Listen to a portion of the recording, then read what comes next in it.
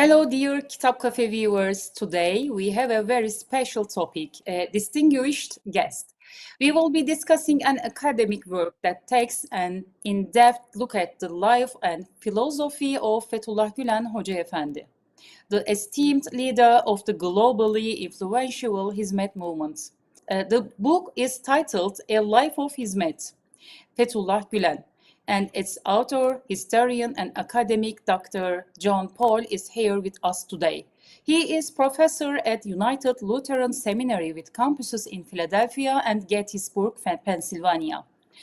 If you are ready, let's dive into this inclusive conversation with Dr. Pahl as we explore his valuable book and his thoughts on Gülen. Let's begin. Yeah. Nice to be with you. Welcome, Thank Mr. you. Pahl. Yeah. Thank How you. are you? Yeah. I'm good. Thank you. Happy to be here. Yeah, thank you very much. You wrote the first book, first biography book of Fethullah Gülen in English, titled A Life of Hizmet. What was your motivation in undertaking this endeavor?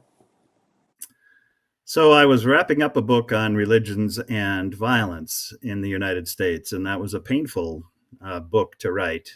So when I became familiar with Fethullah Gülen and the Hizmet movement in 2006, I thought, well, here is a happier topic. And so I really wanted to write about peacemakers, and Fethullah Gülen seemed to me a peacemaker at the time, and I imagined that it would be a book that would be a joy to write, which in fact it was.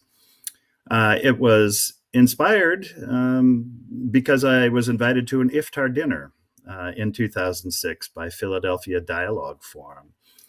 Said Yavuz was one of the individuals I met there, and then he invited me to his home afterwards. Yasmin Aksoy was also the person who sold me a copy of Fethullah Gülen's book, Toward a Global Civilization of Love and Tolerance, which I now teach in my classes.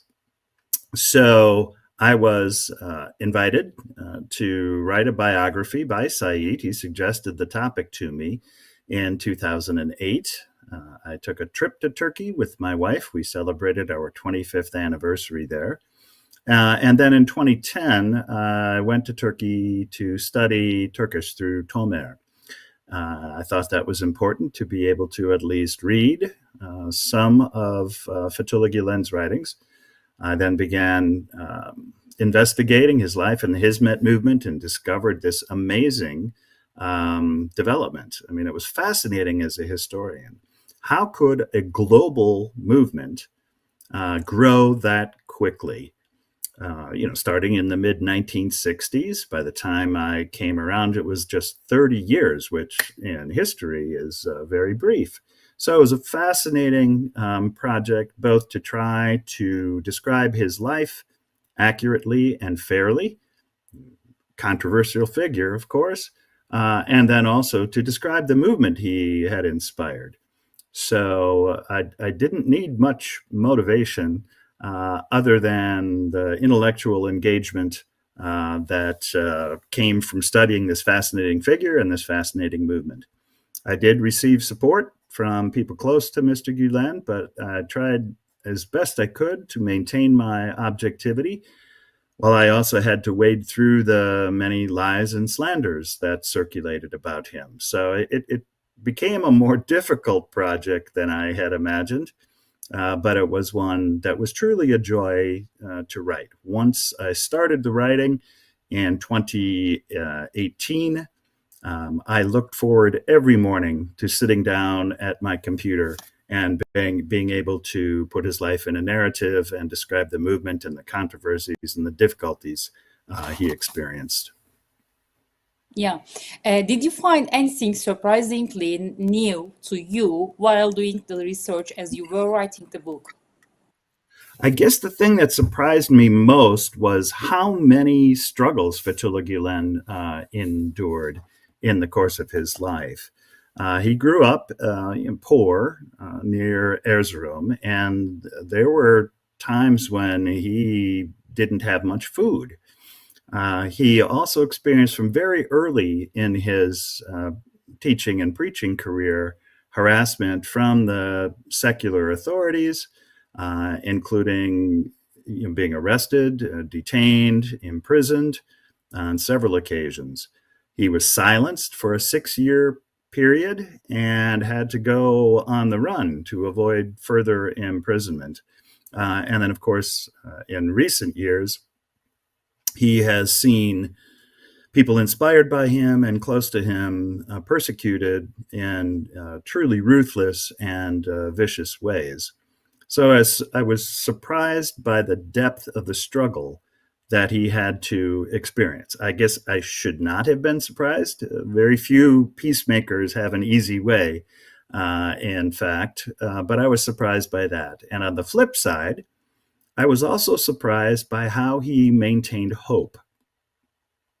Through all of those struggles, he continued to have his eyes on a very long horizon.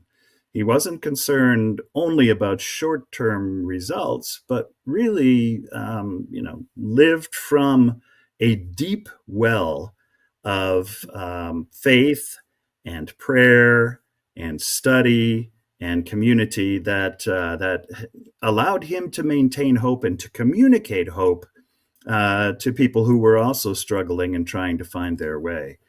So that capacity to communicate hope and to inspire people to take risks on behalf of the common good was a surprise to me as well. And one of the things that I believe will be his most enduring legacy. Yeah. I think you met with Fethullah Gülen. When and how did you meet? What are your observations? So we met 4 times total. The first 2 were 90-minute interviews, and I waited to meet with him until I had a complete manuscript done. I wanted to maintain some objectivity. And I also wanted to ask him very specific, focused questions. I didn't want to ask him questions he had heard many, many times before. So, for instance, his sister, Nuriyat, in an interview that I did with her, said that we were a happy family. And she then went on to sing for me a song that she said she sang with Fethullah. It was a song of the foods. And as she was singing it, she began to cry, and I cried with her as she remembered her happy family. So I asked Fethullah Gülen the same question. Do you remember singing with your sister, Nuriyat? And he recited for me the lyrics from the song. And then he also confirmed what Nuriyat had said, was that their brother Sibgatullah would sometimes try to sing along with them, but they agreed that he didn't really harmonize very well. So those 2 90-minute interviews asked questions like that to clarify particular details about his life and about the Hizmet community. What I discovered matched what I found, or what I discovered when I met with him in person, matched what I found in the historical record, in the documents, namely that he was thoughtful, very scholarly, a humble man, and yet drawing from a deep well of faith, active in love. And so I came away from the meetings with a profound affection for him. We would always hug when we departed. And I was grateful to have met him. I consider him truly a great human being and a great peacemaker in the tradition of Gandhi and the tradition of Lima Bowie. In other words, the Liberian Nobel Peace Prize winner.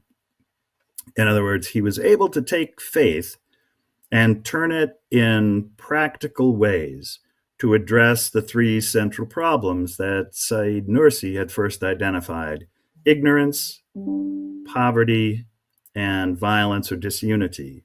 And of course, the solution to ignorance is education.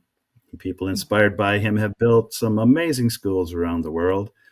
Poverty is solved by wealth generation through social enterprises, not just profit-making enterprises, but enterprises that then support the educational initiatives. And violence and disunity is solved through interreligious dialogue, through hoshguru, through seeing another with eyes of mercy and compassion. In other words, seeing all others, no matter what, as God sees them, with eyes of mercy and compassion.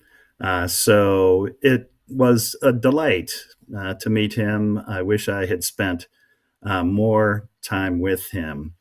I did ask him about politics, of course, and he quoted Said Nursi again and said, God saved me from Satan and politics. I appreciated that. Of course, his life was politicized for him. He became a scapegoat for the current dictator to unify the fractious political scene in Turkey. And that's truly a tragic development, obviously, for the individuals who have suffered as a result of that persecution. For him, he was grieving for the suffering that those people endured.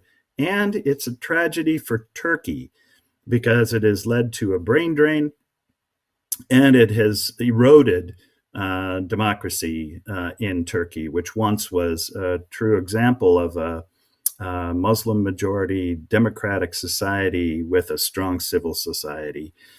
So, deep sadness as a result of my last meeting with him. And of course, deep sadness at his passing. Unfortunately. Yeah. Mr. Paul, I wonder that what kind of feedback did you receive from your social circle and academic community after writing this book? Yeah, the book has been translated into about a dozen languages: Romanian, Albanian, Greek, German. Greek. Yes, and many others. And I'm grateful that people thought it worth translating. I am really appreciative of that other scholars around the world wanted to translate it so that people could read it in their native tongues. That is a huge compliment and something I'm very happy for. On the other hand, the academic community here in the United States has disappointed me a great deal. There are scholars of Turkey and of the Hizmet movement who know what has been going on and who have yet remained silent. I understand for those Turkish scholars that they are frightened and that they want to be able to travel back and forth. I get that. And yet, when you're facing human rights abuses like this, where people's lives have been damaged, destroyed, we have to speak out. And so I encourage scholars who are familiar with what's going on in Turkey to speak the truth and to counter the propaganda and falsehoods that have been circulated by the government. The first thing a dictator does is shuts down free media. And so people are not getting the story within Turkey, which is why those of us who live outside of Turkey have to speak freely and openly and with passion about the repression and political persecution that has occurred within Turkey. It's a deep disappointment to me, and I understand it's very difficult to counter scapegoating once a society has created an us versus them situation. That's tough to fight against, but I am confident that over time, the true character of Fethullah Gülen will become clear, and the actual story of his life will be told honestly. Gülen wrote that power resides in truth. That's a direct quote from him. Any other power that is founded on untruth is destined to fail. So I am happy to be able to have contributed a first biography, not the definitive biography. There are others who have much better skills to do that than I, but a first critical biography to get the conversation started about his life and significance. And I urge my colleagues in the American Academy of Religion, in Turkish Studies, in departments of history, sociology, to speak the truth, to study the evidence. Go to the actual record, to his writings, and to what people inspired by him have done, and tell the story accurately and fairly. That's what I hope and pray, and I trust that the different translations of the biography will be a modest contribution to that effort. Yeah. Yeah, and as you know, we lost Fethullah Gülen about 10 days ago. How did you feel when you first heard the news, and how do you feel now?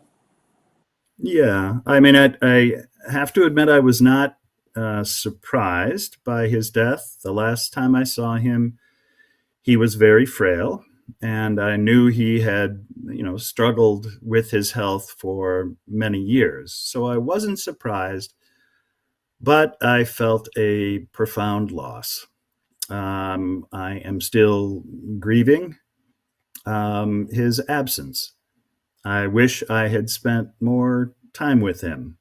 I did post a brief video from the Detroit Airport Chapel in honor of his life, talking about what I think his true legacy will be, and expressing my hope that his memory will prove a blessing, as our Jewish sisters and brothers say about someone who has departed. I am still deeply saddened. I wish he lived to continue to encourage people of Hizmet. I wish he could still preach, but we have his writings.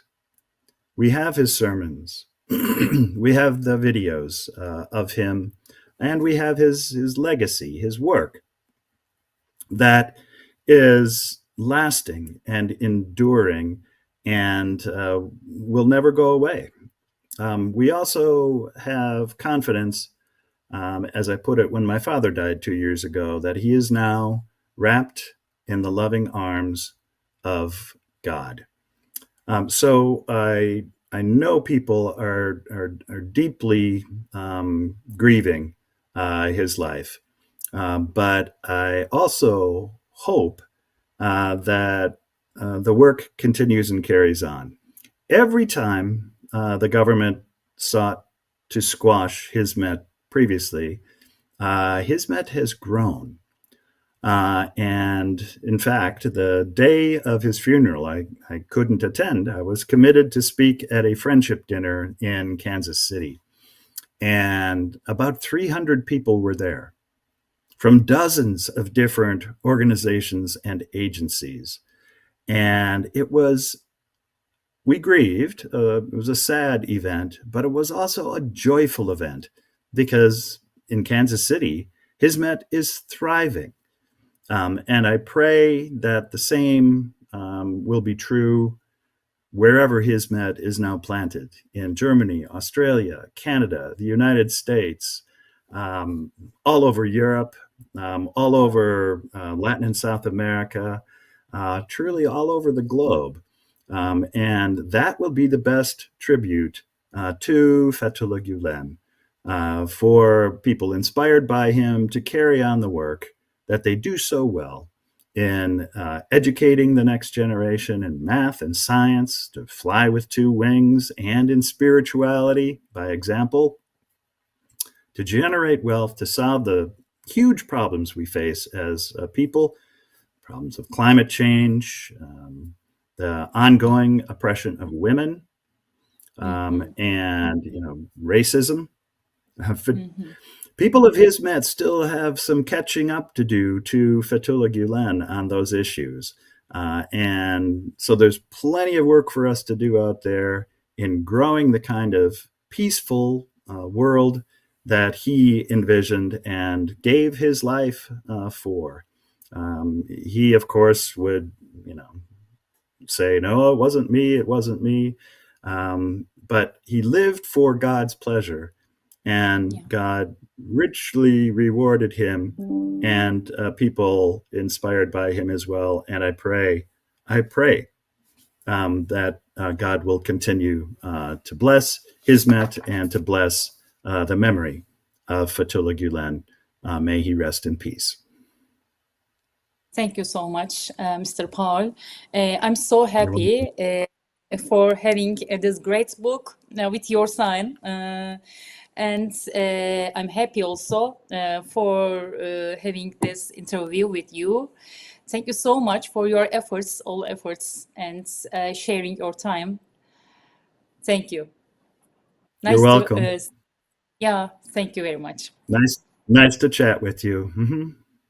Yeah, see you. Bye. Bye. We would like to extend your heartfelt thanks to historian and academic Dr. Jon Pahl for this special conversation. Today, we explored his book, A Life of Hizmet Fethullah Gülen, and discussed the global impact of Fethullah Gülen Hocaefendi. We hope this insightful journey into Gülen's world of thoughts has been inspiring for you as well. Thank you for your watching. Until next time, stay with us here at Kitap Cafe and keep reading.